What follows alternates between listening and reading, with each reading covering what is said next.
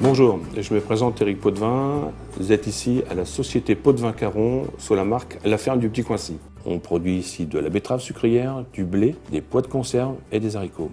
Et notre spécialité donc, c'est de l'ail et notamment on vient d'obtenir ici l'IGP sur de l'ail rose du Nord. Alors l'IGP, identification géographiquement protégée. C'est des variétés qui sont bien définies. Une plantation au mois de février, suivant les conditions climatiques, pour une récolte au mois de juillet. Alors pourquoi on a choisi l'IGP? C'était pour protéger le produit, protéger une tradition, protéger une variété. Donc l'IGP, c'est de l'ail fumé d'Arleux qui est produit dans les 62 communes de la région, donc du Nord et du Pas-de-Calais, mais qui est 62 communes qui se trouvent autour de la région d'Arleux.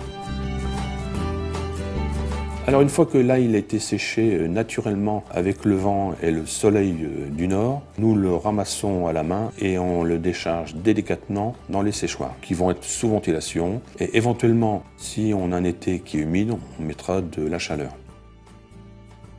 Après que l'ail est demi-sec, la période sera du triage. Donc il y a des filles qui vont commencer à calibrer et à trier, c'est-à-dire qu'ils vont calibrer, ils vont mettre les petits, les moyens et les déchets seront séparés. Après cette phase-là, l'ail en fan part aux tresseuses.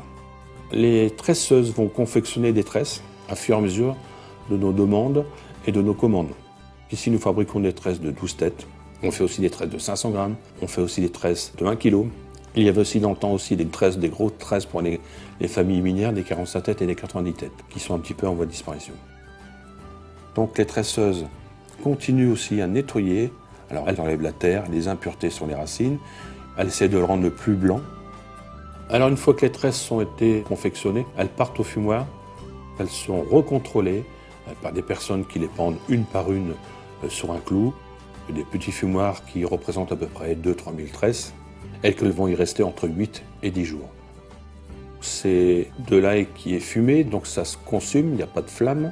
On essaie de chauffer le maximum sans non plus les cuire. Et on va essayer d'enlever le maximum d'humidité dans les tresses d'ail.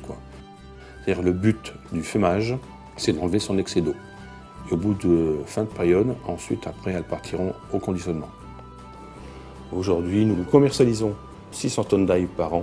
Notre vente, c'est que la grande distribution et aussi l'exportation qui représente une part de marché qui commence à augmenter.